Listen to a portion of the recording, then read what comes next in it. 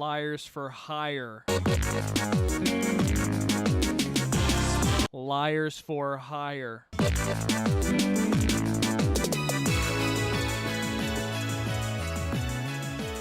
Hi, everybody. Welcome back to Liars for Hire. This is episode 2. All right, well, What's going on, bud? nothing much. You just fumbled that a little, but that's okay. We got to practice more. There are certain things in my life which I've come to terms with. 1, I am a creature of habit. 2, I am a creature of error. And 3, I'm a creature of sexual energies. And I allow myself to be defined by those 3 things exclusively. So, you know, if you can't handle me at my burst, handle me at my worst. Can't handle me when I burst. You can't handle the entire girth. God. So the whole conceit of Liars for Hire, and this is something I've been thinking about all week, is like I believe I said at the beginning of the first episode, it's ill-conceived. We haven't really got a whole lot, to say. In terms of preparation, we don't have a whole lot to go off of, but at the end of the day, I really do think we have fun here. We have fun here at the Liars for Hire. Over the hundreds of thousands of fans that we have garnered over the past 13 years that we've been doing this podcast have really shown that you don't really need planning or skill or talent or humor to make a successful podcast. And I'm really excited about that, Yeah, this is the second episode of the 13th season of Liars for Hire. Sorry, the other ones are gone. We uploaded those to iTunes, but now that iTunes is no longer a viable platform, we have to re-record. Did iTunes go down, or is it just not does just nobody use it? People don't use it anymore. They rebranded it to Apple Music, and a lot of songs and artists got kicked off because they didn't make the transition to Apple Music, so they had to it's like reapplying for something. Like a program becomes like a new system or whatever the fuck. So people didn't just get grandfathered in. That's so weird. That is really weird. I mean, I guess Spotify has probably taken that particular heat, which I never went into Spotify because I don't like streaming music. I like having tangible MP3s. I like having that because I up until the point where I got a cell phone, I had an iPod just because I liked having that music on there at all times. Mm-hmm. It was nice, Well, yeah, I get that. Spotify, you can pull the MP3s of Spotify though, I believe. You can? You can have. There's a way. You can, okay. So for example, could I download an MP3 off Spotify and then put it into fucking Sony Vegas for a video that I'm making? I think so. There's a way to do it because with my Spotify account, there's a way to upload your playlist. So even when you don't have an internet connection, you can still listen to your music. So it has to download it somewhere for you to listen to it. There's a big chunk of system space on my phone that is being used for a shit ton of songs I have downloaded off of Spotify, and I know there's a way to pull them. Okay, well, hey, good to know. Good to know for me. This has been the Liars for Hire reading of the manual of Spotify, and just sort of telling you all of its awesome features. MP3 players, I think they should come back. I don't know why, but it just having everything be on the phone feels weird to me. I would love to carry around a little fucking iPod Nano that's got. There's this one guy that I follow on YouTube called Dankpods, and Dankpods is this Australian drummer, and he has a collection. He has a big collection of MP3 players that he reviews, and he reviews headphones, and it's really interesting just how much people know about this. How much they know about MP3 players and how much they still talk about MP3 players. I love coming across little communities that are so fucking in depth with something that I hardly ever think about. You know what I'm talking about?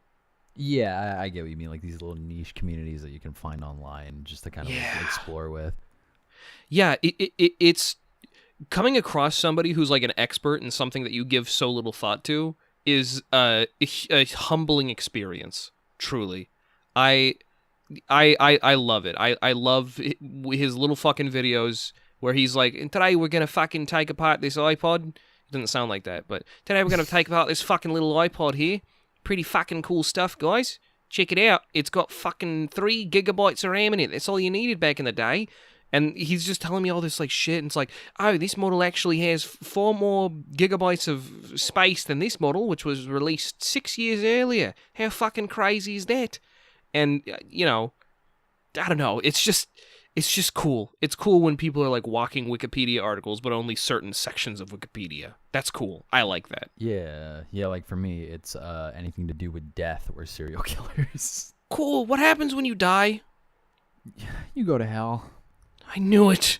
You go to hell no matter who you are. For me, it's I'm still working on that. I mean, you could. I have this clown. Hardly. I have this thing where it's like I can answer any philosophical query objectively because I'm a genius, So like, what are those like famous? Give me like one of those famous thought experiments, right? In philosophy or morals or ethics or whatever, and I'd be able to give you a good answer. Like the most obvious one being like, what's the meaning of life? What is the human purpose? What is the human like fucking like goal? Why do we exist? Why did we evolve the way we did, or why are we built the way we are to function as we do? Stuff like that. Yeah. I mean, at some point that starts stretching into scientific reason. Like for example, like why does life strive to survive? Like that's something that I could not answer. I mean, I could posit a query which is like, why wouldn't it want to? Which is an equally difficult philosophical question. I mean, the whole point of like, why are we here? What's the point of humanity? There is no point. You already know that. But the meaning is what we give to it. The meaning is what we put into it, which is certainly not something that's never been said before. But it is an objective. It is an objective answer. But I was talking more about like the fucking trolley problem, or like, oh right, yeah, like shit, like, oh, if you pull this lever, then many people die, and you save the life of one as opposed to the life of many, shit like that. Where it's like, you can push this fat guy off a bridge and you can save even more people, but in doing so, you have objectified somebody and killed them. Yeah. Stuff like that. Did you ever have to like do anything? Because in forensic anthropology, I'm sure you had to do a lot of like ethics or morals sort of study. What were you ever like put through any of those sort of questions? Yeah, we were put through a lot of those, especially in my sociology class, which then later on led into deviancy. Where, fuck, what was it? It was like, you're like about to get hit by a car, you have somebody in the passenger seat and somebody and like 2 people in the back. Which way do you turn the car? Like, do you turn it so you take the brunt of the damage, or do you turn it like towards the passenger side or something like that? Like, we went through that scenario where it's like, what do you do in like an actual situation where something can harm you? Or it's like, do you continue to listen to an artist even though like the query of like, do you separate the art from the artist? Like, is that like morally okay? And that was a big argument we had in one of my classes before. Those are good questions. For the car one, I would simply push the front left corner of the car towards the impact so that I take minimal damage, but I still take responsibility. For the separating the art from the artist one, that's more of a moral question than a. I mean, what do you think? Hey, what do you think? Let's open this can of worms. Yeah, right now. Oh, open this can of worms. Art is supposed to. If you put art out, like I even do this for like us or like me as a individual. If you put something out in the world, like an art piece or like any kind of media, you are allowed to be criticized to an extent. Like some criticism is just like unnecessary. Like sometimes you see or hear something and it's like, that was not needed. That made me feel shitty and you did it on purpose. Right. As opposed to someone like somebody commenting on our videos in the beginning of Liars4Hire, were like, hey, the intro music's kind of loud. Can you please turn that down? And that was a genuine criticism. And that's helpful. That was it's helpful. It's constructive criticism. Yeah. But like, once you start nitpicking at the person who actually made the art, it starts to get a little blurred. Like, we mentioned this in the last podcast. I don't like Friday Night Funkin' for the fact that the person who made it is not a good person. And then I have my own gripes with the game itself, being like, oh, this is like an arrow-based rhythm game. It's kind of generic and lame, but people enjoy it, so I'm not gonna shit on it too much. But like, it's not my thing.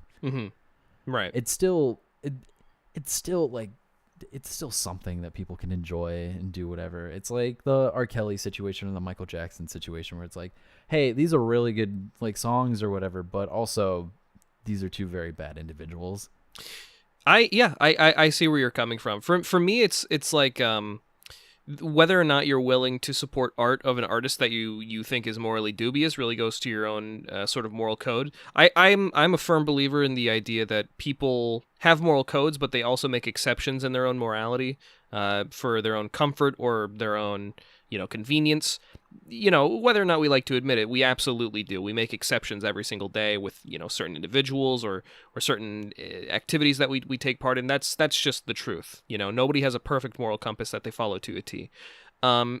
Including myself, and I'm sure including you, and including the person listening to this right now. And within that moral code, you have to sort of realize, or you have to realize and sort of align where you take those exceptions into account when it comes to the consumption of media and content. Because I think the core of the question isn't so much do you want to, give affirmation to this person who is morally dubious, and more do you want to continue supporting and giving resources to this person, which may end up putting evil into the world. And that just really depends on the person, It depends on who the person is, and it depends on what their capacity to hurt is. So for a person like, well, I probably shouldn't name names. Name somebody famous that's like fucked up. And poop girl. Girl pooped herself. The fucking gun. What's her name? Whatever the fuck, dumb ass. Whatever the fuck her name is. Took a fat shit. Took a fat shit at party. Yeah, no, that was awesome. So for her, I think that's a bad example because why would I want to support her? Let's say. Okay. It's not supporting her. We're criticizing. Let's say, can I say Max G? Do you think that's too close to us, or do you think that matters? That's fine. I'll talk shit all day. Go. Okay. Do it. For somebody like Max G, for example, who is Hot Diggity Demon, for those who don't know, I think that person is incredibly talented. I think they're a phenomenal animator, a great voice actor, a great script writer. I think they're very talented. I also think he's like a piece of fucking shit. I think he's racist. I think he views the internet as a little clubhouse where he can tell dirty jokes and not get in trouble because it doesn't affect the real world, when in reality it's basically the real world now, especially with COVID, God knows. And I think that he is a silly little baby man who has refused to acknowledge that and refused to accept that. This is a constructive criticism of Max G. Max G, there is a small non-0% chance that you will someday listen to this. And right now I'd like to say now I would appreciate it. And you know what? I think it would reflect really well on you if you didn't take this personally and instead looked at yourself and really thought to yourself, why do I think that way? Why do I feel like the things that I say online don't have, necessarily the same impact they would have as opposed to if I were to say it like on a stage, in front of a crowd of, say, 100,000 people, which is approximately the same as what you're doing in your videos. I think it's a really interesting sort of psychological distinction that you're making. It's a categorical, to be certain. And you are an example of an artist who I would not support the art of, because I feel like your capacity to put more evil into the world surpasses my enjoyment of the art, or rather surpasses the good that you would put into the world. That is how I feel about Max G. 5 to 6 months from now, Hot Diggity Demon has tweeted out a picture of a piece of art they've drawn. It's you and I dead on the ground. Looking forget to it, dude. That's like, honestly, I'd be honored. Fuck that guy. that would be so. Don't get it twisted. I wouldn't be honored because fucking Max G noticed me. I'd be honored because I would have offended somebody so higher up than me. I wouldn't be honored. I would be proud. That's the word. That's the word I would use. No. Piss somebody off that high up in like a weird internet space. Yeah, but now that you said, I want him to draw us fucking dead on the ground, he's gonna like draw us like. I didn't say I want it. I said cue it 6 months from now. That's the response I'm assuming we're gonna get from this, or we're gonna get a twit longer from them being all like, "These fucking assholes don't know me. I'm not a racist." Da, da, da, da, I never said they were racist. I never said he was racist. I said he says heinous things. He is racist, though. So Yeah, racist. But like, and you even said, don't take it personal. This is just a criticism. Like, hey, maybe you should evaluate the things you do and the things you say and the way you think about them. Right. Like, what about them? What about them? What about them? I sometimes think about that kind of thing. I think about the impact that these first episodes, this is obviously all hypothetical. Like, but what if we get real big like a year down the line, which could happen. We don't know. Things can grow fast. There can be explosive growth. We've seen that in a number of creators over the past year in COVID. A lot of people just blowing up out of nowhere. Kind of wish some of them would go away. But, at the same time, good on them for getting to where they are. I wish they would be less insane about their audience, but I won't name... Fuck Minecraft YouTubers. Fuck them. I won't Fuck name names. Fuck Minecraft YouTubers. Fuck you. If you're listening to this, fuck you. You know who you are. Fuck you, Minecraft YouTubers. Are we saying... okay, so this is... I'm not saying the name. I'm just umbrella terming it. I'm umbrella terming it because, yeah, you're right. In COVID time, everybody decided to become a Minecraft YouTuber, and all the kids that were staying at home because they weren't in fucking school decided to watch YouTube all day. I get it. Minecraft is fun, and you can have a lot of fun with your friends. I would be willing to say that maybe someday Jackson and I will do a Liars Club fucking Minecraft Let's Play series. Probably won't be on a public server. It'll just be he and I on like a realm. We make a little fucking gay little house or something. We could absolutely do that. Starts now. But people who fucking do Minecraft, it's like the people who do GTA 5 full time, There's only so much. There's only so much before the surface starts getting a little bit too scratched to continue scratching, I'm really craving some fucking spaghetti right now, dude. I don't know why. They put fucking methamphetamine in the spaghetti, and I want it more. Did you eat already? What time is it for you? It is currently 6:22 p.m. in beautiful Kyoto, Japan. This morning at about 11:30 a.m., I had some spaghetti with 8 pieces of garlic bread. They're small pieces of garlic bread. They're like maybe the size of 4 quarters. But I had 8 of them. And now I am craving more spaghetti and more garlic bread because, goddamn, it just tastes so fucking good. It just, I don't know how they make it taste so freaking good, dude. I don't know. It just might be like the love and care they put in the cooking there. I actually cooked dinner for 3 days in a row. I was in a weird mental funk, but I've been cooking more and more. I'm getting back into the groove of my cooking shit. Oh yeah, babe. What have you been cooking? Yeah, what have you been cooking? So tonight's dinner, I took cauliflower, I deep fried it, and then I took salmon, breaded it. I don't know why I fucking breaded and fried both my salmon and my vegetable. To trick yourself into eating something healthy? Yeah, probably. And like I didn't even I deep fried it in like whatever healthy oil it is to deep fry shit in. Peanut oil or something? Probably that. I don't fucking know. And then like smothered it in fucking bulgogi sauce. What the fuck is bulgogi? What is bulgogi? I don't know. It's like some kind of like pear soy sauce kind of mixture. It's really it sweet? Good. It's tangy. Almost. Sounds yummy. Yeah, and then fucking the other night I made jambalaya and shit like that. What's the bit with Tupperware chicken and like working out? Is it just because it's a really good protein? Yeah, so like for meal prep and whatnot, it's super, super good for you, which I part of me really wants to get back into working out like I used to and meal prepping, but then the other part of me is like, I fucking hate meal prepping and tasting the same thing every day of my life. Why do you have to meal prep? Are you eating at the gym or something? No. It's like, it's calorie counting and stuff like that, so you know like what your fucking like macros are and like what your calorie goal is and your intake is for shit like that. That sounds like math, and that sounds like bad to me. I would prefer to be an overweight piece of shit than toiling over my very existence and the sustenance which I take into my body on a daily basis. I get too much fucking dopamine from the food that I eat to fucking give that shit up. Are you kidding me? I would rather it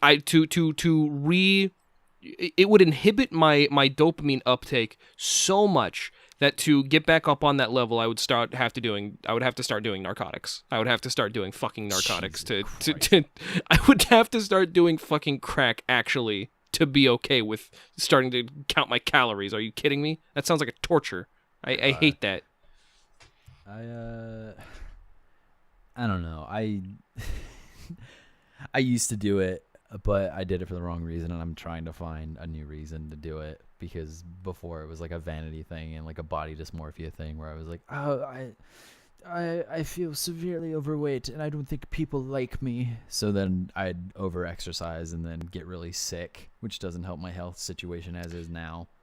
Man, the thing about neurosis is that like there are like two types of neurosis mostly, and I feel like the Liars Club really like pretty cleanly signifies it, because I'm like out of shape. I got like a shitty apartment.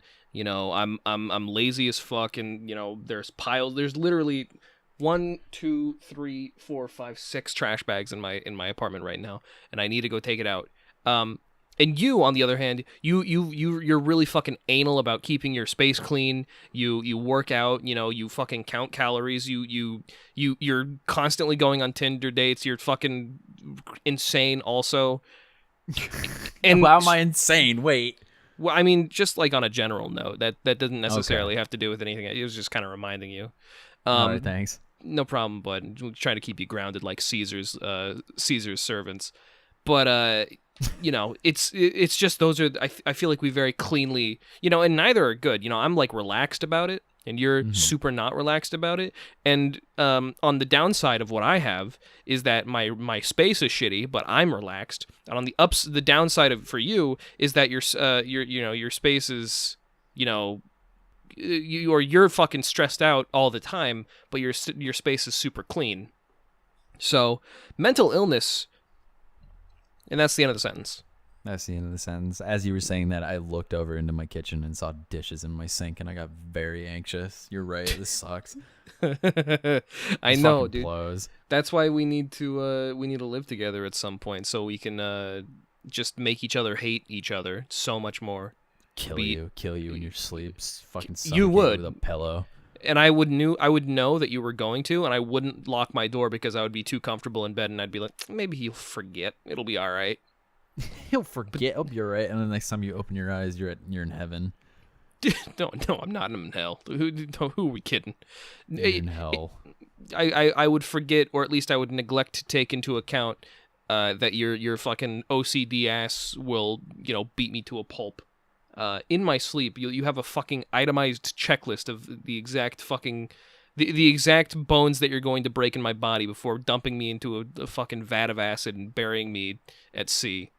Looking forward to it, truly.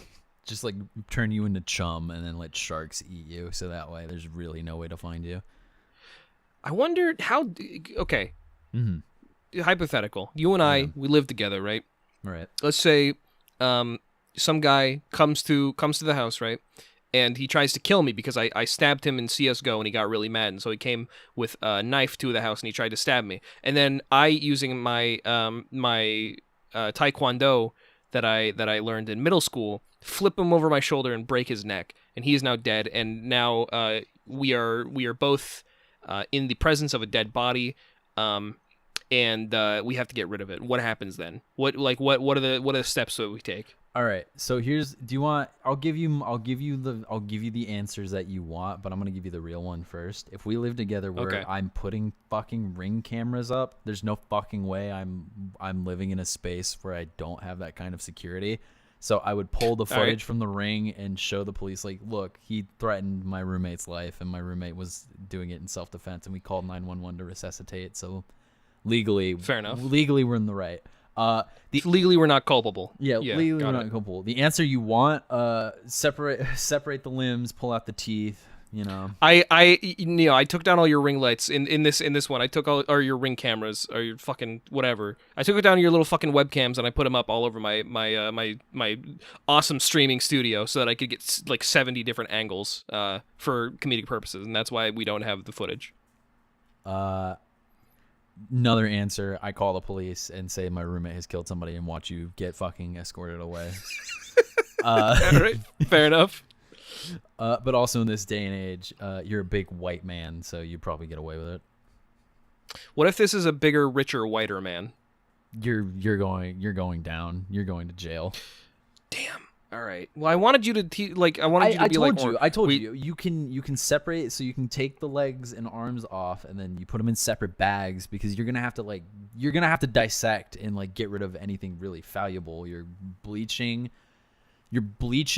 the spot where the person died, and then this depends on if there's blood or not. And then you're also gonna wipe away any bleach residue because there's lights that can like illuminate bleach residue to show like, oh yeah, somebody used bleach here recently to clean something up. Gotcha. And shit like that. So you just gotta go through it all. And then the bags you dump in like different dumpsters in different towns. You could do that, or do fucking what Breaking Bad did, which was melt down the body, or because it's separated. Probably dig it. I think it would be smarter to like go out in the middle of a field, dig a big hole, put the pieces in it, and then put the like acidic solution in. You're making me sound psychotic, but like this is the easiest way to do it. I made myself sound psychotic earlier by so willingly killing a man with Taekwondo because I killed him in CS:GO. You know, we're all in this together. You know, fucking Troy, whatever his name is from High School Musical, taught me that. Troy Baker from High School Musical taught me that. You know, so if anything, you know, I'd do the same for you if I knew how. If you knew how, you know. I had beef with Troy Baker for the longest time, and I think it was just because I was sick of hearing him and shit. Did you know, I probably would have if it weren't for the fact that I grew up in a very pro Disney household. Probably had to do with the fact that we were Mormon and everybody in High School Musical acts like they're Mormon. Okay, so, I'm gonna let you in on this one right now. It's Zac Efron you're talking about. I'm talking about the voice actor for many video games and like animated things, Troy Baker. Oh. Fucking, you did the same thing when with like fucking there was a woman on we were talking about it in Mario 3 is Wendy O, and I said it was Wendy Williams, and you were like, yeah, it's Wendy Williams, and you fucking cock.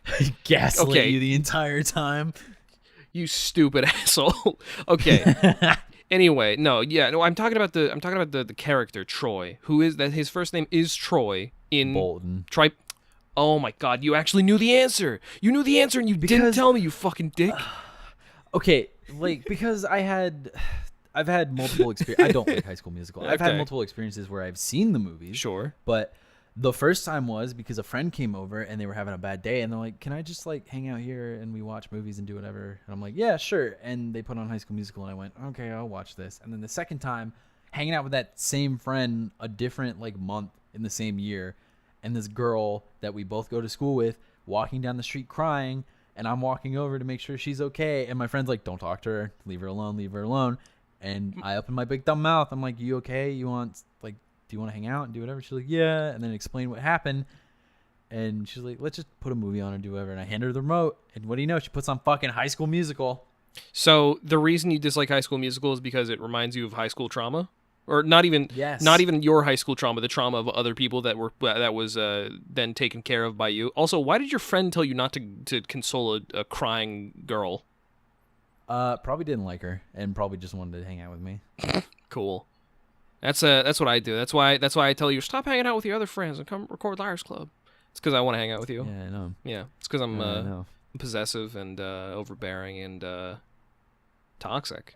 So. I'm glad you got it out. In my defense, that other friend did tell you to call me a slur. So, like, you know. Oh, come on! I didn't say it though. I just said that they. I know. You a slur. I'm just saying maybe they're a bad influence on you. That's all that I'm saying. You know, I'm not gonna name names, but you know, it's. You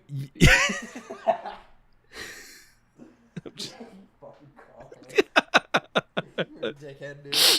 Oh no, you were saying this exact same thing off call, like before we started recording, and I can't tell if you're being serious about it or not. Well, oh no, I'm completely joking. 100% no.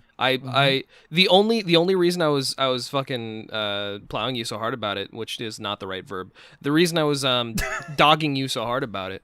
was because like the past 3 days in a row, because you got the vaccine recently, so you just haven't had the energy, but which isn't your fault. But I've been trying to get you to record, and so we're just sort of naturally backed up in terms of Liars Club content. That's the only reason. Like I was like, come on, no, we seriously got to do this like soon now.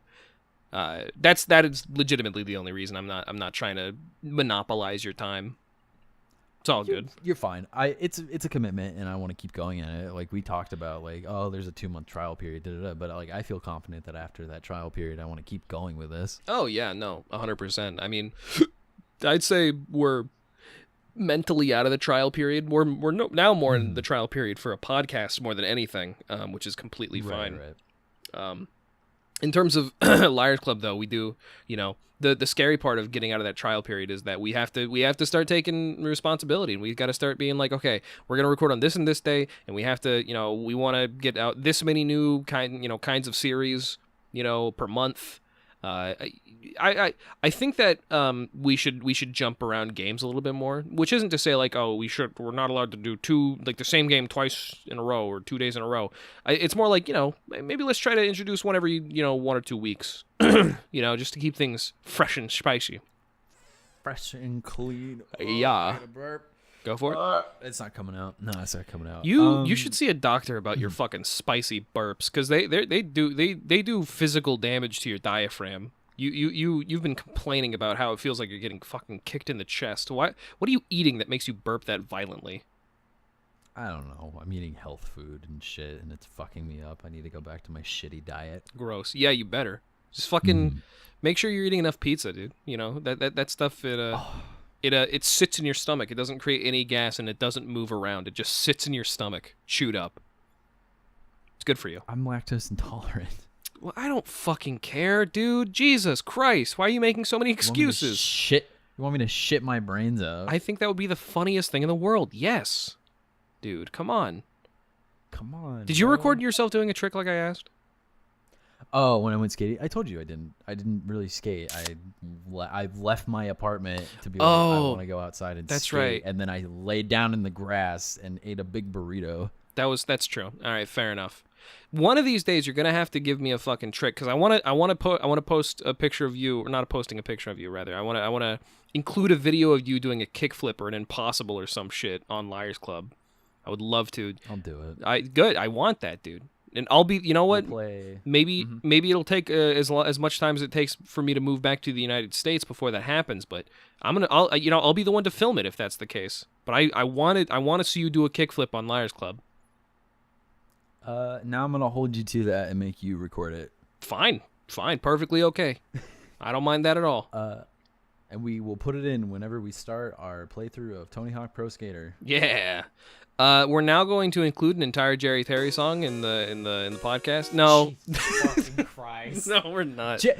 He replied. He replied to that one. Yeah, I know. No, we're not gonna do that this time. It's so fucking weird. It's not weird. It's not infuriating. It's just very like out of this world that like you are friends with this person. Yeah. But I can't sit here and apologize for your behavior because they know how you fucking act. Yeah. No, Jared is like one of my oldest friends too. He I've known him for like 7 to 8 years. He is I knew him when I was 14, and he did not know I was 14. And if he knew I was 14, he probably would not have associated with me at the time. I messaged him when I had a PewDiePie fucking joke as my Steam avatar, or my Steam name, and he didn't know that. And again, if he had known, he probably would not have been my friend. I'm just glad that he was sort of living in that bubble of ignorance where he just didn't know who PewDiePie was at the time. Keep in mind, I was 14 at the time, so like don't get it like in your head that I was like, oh, Chase supports PewDiePie. I don't. It's don't get it twisted. Another good example of somebody who I just simply would not be happy supporting. A, because I don't think he's particularly funny. B, because he just puts too much evil into the world. I have now put a target on the back of Liars Club, which is exciting. Bridge burners extraordinaire. That's why it's in the Twitter bio, baby. Bridge burner border bear, baby. You're getting the right idea. Getting the right idea. We've known each other for a while too. Yeah, about it was like 2016, 15 that we met. around my like not my rebrand, but like I just kind of bombed accounts and made new ones. Yeah, I think I knew about you before then, and then we started running in similar circles in Homestuck. We never really started talking until like a couple of years, like a year and a half ago maybe or so. But I remember that I went to go meet you. When was it? We met briefly at an airport.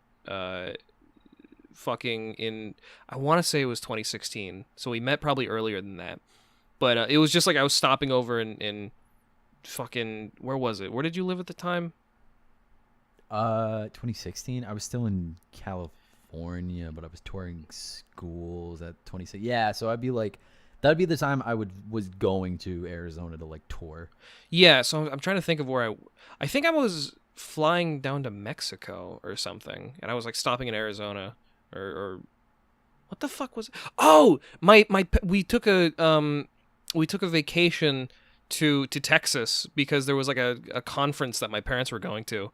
So it was less of a vacation, more of a business trip. But I very briefly I stopped over in Arizona, and I met up with Jackson. It was incredibly awkward because we hardly knew each other. But I can say confidently that I've met Jackson once in my life, and that's exciting. That's neat for me. You met me when I was 70 or 80 pounds heavier. Yeah. And I had like my hair in my face, and I never combed it. You looked similar to how I look now, which is to say, no. No, yeah, because you didn't have facial hair. That's right. It's a good point. That was around the time where I shaved every day, so I always had like ingrown hairs and like weird like razor cuts on my face. But now I'm just a disgusting man with a beard. I love it, dude. I nobody ever taught me how to shave. Like my brother or my dad, they never taught me how. I just kind of started shaving dry, and I've never stopped shaving dry. And I I just have there's like a couple of things that I do that are like we've invented ways to circumvent these sort of like painful experiences that you have, and I just don't use them. Like for example, shaving without shaving cream, using a razor, and it kind of irritates my skin, but whatever. Also, using rubber bands to tie back my hair, even though it pulls on the roots and kind of hurts. Whatever. I just do these things because, frankly, I'm too fucking lazy to invest otherwise. You know what I mean? Yeah, I was taught how to shave with an electric razor when I was 11 or 12 because I grew facial hair then, which was raised gross. with a silver spoon in your mouth, huh? How many acres of land do your family own? It's hardly relevant to the conversation. But no, I remember this. I remember it vividly. It was because at the time I was able to grow a chin strap and a really thick mustache, and my parents were like, "This is disgusting." So you should. My dad, my oldest brother, I should do that? Grow a mustache. Grow a really thick mustache. I think just the mustache. I have one right now. I'm gonna look like the dad from Inside Out. That's the plan, dude. Oh my god! I usually do. If I like just kind of like trim everything else above my mustache, you I do. Look do. like the dad You from do. Inside Out. Yeah. No. You're the dad from Inside Out looks like he was gay in a previous life. Does that make sense? He was part of the Village People. Yeah. No. I think that's part of the reason. Part of the reason why I think that. But he looks and acts like he's a reformed homosexual community member, which is. I don't know how you would quantify that. You know, who's that one fucking guy? Brian That helps. Bayapanopoulos. What's his name? No, fucking Papadopoulos or whatever the fuck his name is. He's like a really famous right-wing guy who is also gay. Do you know what I mean? I know who you're talking about. I don't know the actual last name of the person. He recently was like, "Yeah, I'm not gay anymore. I'm a reformed gay." Which is 100% to fucking pander to his constituents, which bold move, Brian Monopoly. Brian Griffin from Family Guy. Brian that's probably Griffin. Why the family from Inside Out moved to San Francisco. Oh yeah. No, he's very familiar with it, even if he doesn't know why. He just he knows something there feels right. It's fun to stay at San Francisco. It's fun to stay at the San Francisco Bay. The The shaving story, I remember it. I still remember it because goddamn, it was the weirdest moment of my life. We go upstairs to my parents' bathroom, the master bath. In the bathroom, I'm looking in the mirror, and to the right of me is my dad and my oldest brother. Okay. To the left of me is two of my cousins who have the biggest fucking beards I think humanly imaginable. Like the beards that grow, like giant prospector beards that are really, really big and like go down to their belly buttons and shit like that. Like ZZ Top type beard. Yeah, like they had those kind of beards. Sick. And then my oldest brother and my dad rocking goatees, so it's just like they clearly know what they're doing. All of them telling me completely different fucking ways how to shave. Bro, it is so fucking unfair because you've got genes to grow facial hair. I don't. I'm 22. I can grow like my mustache and around the chin area and on my neck, but like for some reason my sideburns and like my jaw, like that sort of area, it's just so thin. It's not fair, dude. I mean, it's been coming in stronger, but like I can't grow a good beard. I can grow a shitty beard, but only a shitty beard. You know what I mean? Yeah, I get what you mean. My hairline's fucked though. Like you say like, oh, your genes are da-da-da. Like my hairline, like my eyebrows connect to the hairline that goes around my forehead, and my hairline starts way lower on my forehead, and I just the beard hair on my cheek grows all the way up to like under my orbital on my face. So like, oh, that's cool. I think you know what that is. That's that strong Middle Eastern blood in you, dude. That yeah, strong, eh? Yeah. I mean, it's a blessing and a curse. And, not to get into genes, because I feel like if we start talking about strong genes, we'll veer a little bit too close to eugenicist territory. But, all this... You ever reflect on blood theory in like, race relations? Or not really race relations, but rather race, like, observation? Yeah, we did it my professor like dangerously did it in class once when I was back in university. And define dangerously. It almost sounded like eugenics, like from the way he was phrasing it, but like towards the end of the lecture, I'm not talking about like I was understanding. I'm not talking about genes. I'm talking about blood, like the idea of like, oh, I've got Scottish blood in me. That theory. Yeah. Like, okay. Yeah, he described it in that way, and he started off with, okay, dramatic blood. And I'm like, uh-oh. Uh-oh. Oh my god. Oh, yeah, because like I haven't done like major studies into it, but I've done like I've read a couple of articles. It was a focal point of one of my classes. Can you hear spit in my mouth? Can you? Yeah. No, I'm a little thirsty. Can you pass it over? No. Okay. Is it good? Yeah. Thanks. A little salty. Sorry, it's from the spaghetti. It's fine. I would like to apologize if to any listening audience that you can hear the saliva shifting around in my mouth. I don't know why. I've just got a chronic case of cotton mouth, I guess. Anyway, to briefly summarize blood theory in race, or rather in its relation to race, blood theory is the idea that there are three distinct types of blood in the world. Which I will not say the names of because they have evolved into slurs. I will say one of them that I can say is Caucasoid. The other is that and and then there is the sort of distinction for dark skinned people and Asian people. And it's race, like the blood theory in and of itself is fundamentally racist. So because it says at the top there is the Caucasoid. In the middle, there are Asian people. In the middle, there are brown people. So it's just really interesting how we let that sort of distinctly bigoted idea, or distinctly and objectively sort of incorrect vernacular into our day-to-day conversation. Like. Oh yeah, I got strong fucking Scottish blood in me, dude. 100%. My Italian blood is fucking, I got it from my dad. Which isn't to say like, oh, you're a bad person if you say that, but it is, it's important to know where these ideas come from. And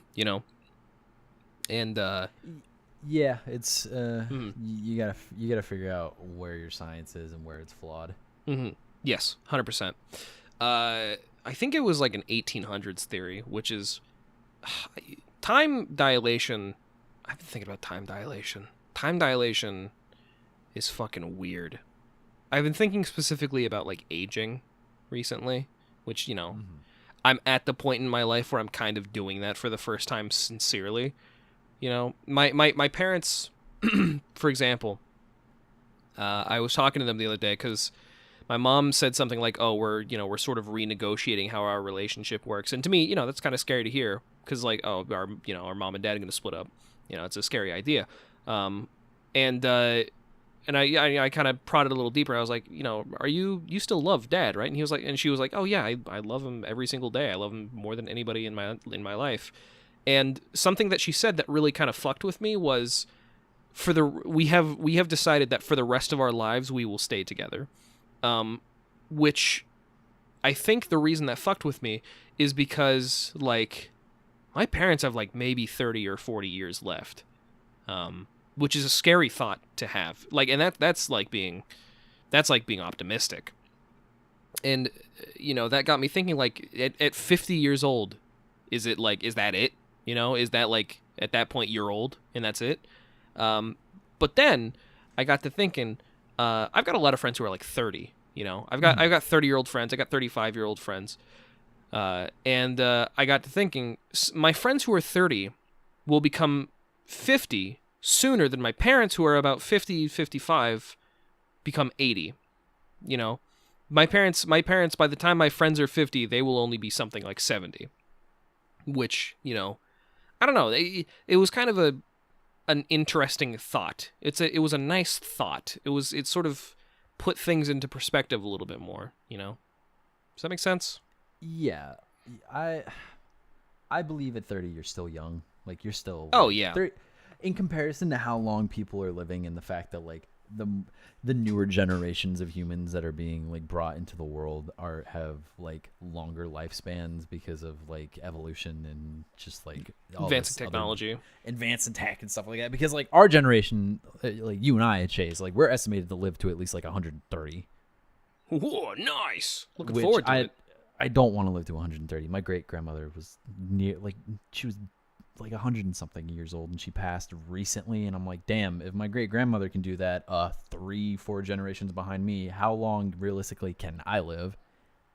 Oh, like, yeah, no. I mean, I want to, because apparently there's like a switch that goes off in your brain when you get old enough that's like, all right, I'm done, which is, again, a very calming thought. Obviously, that switch hasn't gone off in my head yet, so I still want to live. The survival factor is still kicking strong in my brain. So obviously I'm scared of death. My therapist, who's about 80, I talk to him about death sometimes, and he's still scared of death, which is worrying, but he's also vastly intelligent, much more intelligent than I am. So perhaps he's just on another layer of consciousness where he's somehow supplanted that idea of like, or supplanted that switch and turned it off, and so now he's in full control of his own fear, for better and for worse. But hopefully I'm just dumb enough that my monkey brain will be like, okay, you can die now, and I will, and I'll be fine with it. A monkey flip switch in head. Time to go. The monkey presses the bye-bye button, and I allow myself to succumb to disease. Shit. I don't know, man. I'm not really afraid of death. It's been such like commonplace in my life growing up that at this point I'm like, yeah, it is what it is. Mm-hmm. There's no reason. I mean, I feel pretty lucky to have not experienced as much death in my life as a lot of people have. I think that there have been, like, in my life, I think I can count like maybe 4 people who have been like genuinely close to me that have passed. Like my grandpa Richard, my friend Felix, God, my other grandpa, Grandpa Young, but even Grandpa Young, I didn't know that well. Do animals count? Do pets count? Because yeah, pets definitely count. Yeah, I took the death of my dog Scout really, really hard. Two other dogs, Duke and Creature. I took them pretty hard. But that's like it. It's like seven, seven at most, and like 4 of those are animals. So, I guess I'm lucky in that sense. I'm also unlucky because at 22 I'm unaccustomed to death, which probably is not incredibly healthy. So hopefully that won't have lasting problems. What do you attribute to the death that you've been surrounded by in your life? Like, is it just like the area that you grew up in, or the tendencies of your family, or what? I just think it's circumstances and bad luck. Just is damn. what it is. Where it's like I literally like 3-4 years old is where it all started, and then as I grew, I think it was like every other year something happened to somebody in my life, and then in between pets would pass, or like in high school, I had a really good friend of mine, his brother getting into a DUI accident, and then him being gone, and I'm just like, damn, I used to talk to his brother every time I went over to their house. Literally the same thing. I won't name names because I don't know. Well, I'll say the brother of my friend from high school, my best friend from high school. He passed away, and I talked to him. We would hang out at school before he graduated, and every time I went to go visit my friend, we would talk, and he was just like my friend, who I don't really talk to every day anymore. Hardly, like maybe like every couple months we'll reach out. But he messaged me a couple of like at the beginning of last year, and he was just like, hey, just wanted to let you know that Michael has passed, and I wanted to let you know because you're a real one, and you're my friend. So it was peaceful. He went into sleep, and it was just like, wow, fuck, oh my god, that's crazy. Gosh, we have 10 minutes left. How are we gonna bring this back in 10 minutes? We don't have 10 minutes. I thought you wanted to go longer this time. No, I wanted to go 45 minutes at least to an hour. Oh, okay. You want to keep it in that realm. Oh God, did you think I meant an hour and 45? God, no. I can talk for that long. I can talk that long when I have a script. That's how long Mount Molehill usually goes. But also, I haven't done Mount Molehill in a long time because that one takes preparation. This one, literally, we can just be like, hey, I want to record a podcast, and you can be like, yeah, okay, and then 45 minutes later, we're done. With this one. First of all, with this one, it's easier. Second of all, we're gonna have to fucking death. Oh well, let's move on. Here's how we can bring it back. Hey everybody, remember this podcast? Remember episode 2 of the podcast, whatever it's named. We don't have a name for it yet. And then compare it to a future episode where we have a guest, and we're probably sitting there asking them how often do they make themselves come. The number one question we're gonna ask to our guests is, "Are you circumcised?" And if they're a woman, I guess I'll just ask this: are you circumcised? And they can answer honestly. I thought you were circumcised. I really thought you were about to say, "Hey, hey, listener, right now, remember this podcast. Remember episodes 2 of Liars4Hire. Now, I want you to remember this when you're 80 years old and when you're on your deathbed. I want you to know, as you hear your life signs slowly going down and your loved ones surrounding you, as you're trying to have a conversation with your grandkid who loves you so much, I want you to remember this sound." Just ape noises. Remember the funny Let's Player who did an ape noise? Remember the funny Let's Player who made you come, Remember who made you come? Remember who made you come? I wonder about that. Like, how many fucking TikTok dances am I going to be thinking about on my deathbed, I'm just... Oh my God. Because, you're always thinking about your childhood, but, we've never lived in a world where someone's childhood wasn't like, I grew up as a street popper, and fucking I would go and steal bread from the stands, and I would make my living selling gruel, because we haven't had somebody who died of old age who also grew up in the same time that we've grown up in, which is weird. So when we're on our deathbeds, God willing, we live until we're like 80, 90 years old, best case scenario. And then we'll be like, oh yeah, I grew up on the streets of Portland, had my cell phone, we were dabbing and hitting the whoa and doing the planking challenge, Some dumb motherfucker is gonna be in their deathbed. There it is. Some there dumb it is. motherfucker is going to be on their deathbed, and as they're passing, they're going to turn to their entire family, like all these people that love them. They're go, oh, it's just like loss, and then they're dead, and their family's going to look around and be like, what the fuck is loss? A relic from times past. Dude, H Bomber Guy recently followed me on Twitter, which, if you're wondering what that has to do with loss, he did a video on loss, and that's tangentially related. I'm sure he doesn't give a shit about this. So hey, Harris, you're probably not listening to this. Peace. Keep it up, bro. If you want to come on the podcast, we can have a nice conversation. I'll tell you right now, he doesn't. I know. Probably. I know. I know. I'm just saying bullshit at this point. No, I gotcha. Well, now I'm gonna have to ask him. Oh well. Don't ask him. Let's start with people who we know 100% want to do this dumb shit with us. I mean, I guess.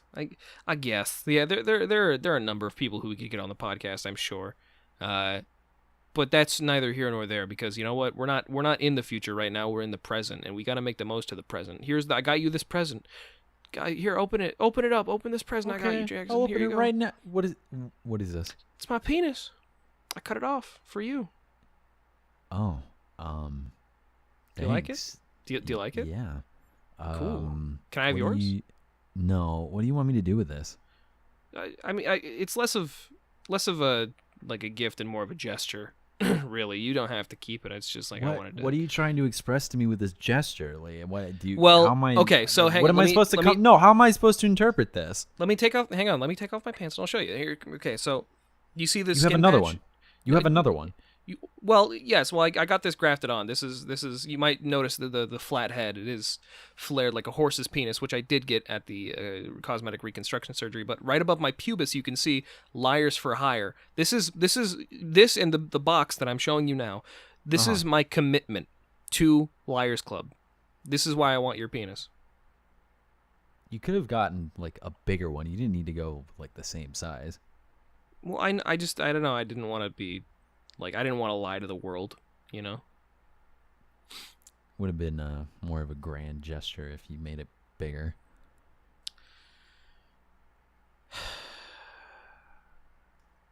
I threw away your IEDs. I'm going to hire an HR department and show them this portion of the podcast, and in the future when I sue you for everything you own, then I'll probably win. I mean, not everything that I own. I want everything you own in the future. You're just saying that because I have 2 PPs and you don't, and you're jealous. Why did you buy 2? What was the purpose? They're the same fucking product. I wanted this 2 patterns. I wanted the blue one and I wanted the cow one. I wanted the black wool one, but it was sold out, so I got the cow print one, and now I no longer want the fucking wool one. Dude, our friends at Egg Troop, Omar and Chandler, they both have emerald PPs because they entered which is a rare PP thing, because they entered a contest and they won. And so in their fucking art house that they have, which has 6 people in it, they have 6 emerald PPs, which is insane. And I asked them, I asked Omar, can I trade anything to you for the emerald PP? And she said no. But hopefully in the future we'll be able to get our hands on some emerald PPs or other premium PPs. I would love to get a premium PP in my lifetime. Ooh, that was a spaghetti burp. We need a sponsor, so Item Label. We're ready to shill out for you. Straight up, I'd be honored. I would be honored if Item Label. I got my PP right here. Very excited for the exactly. We keep them close on hand. They're basically a weapon of Liars Club at this point. Hey everybody. Yep. This has been Liars4Hire, episode 2, and I want to thank you all for joining us this week. We're gonna try to do it every week. We're gonna try to do it every single week on Monday. And you know what? 2 weeks in a row so far, not bad. Unless I don't get it edited on time, in which case it may come out on Tuesday. But hopefully Monday will be the day. Uh-oh. Oopsie. Sorry, guys. Whoa. This has been Liars4Hire. You can find us on our fucking Twitter. Maybe we'll answer more questions next time. Maybe, who knows? We're just testing the waters with this shit. Yeah, no, 100%. But, as always, Joker Penis is the mascot of Liars Club. And don't kill your parents. Jarvis, detonate the IEDs I sent under Steve Rogers' fuck. house. Fuck no. Oh god. Oh Jesus. Oh, we're enemies of the state now.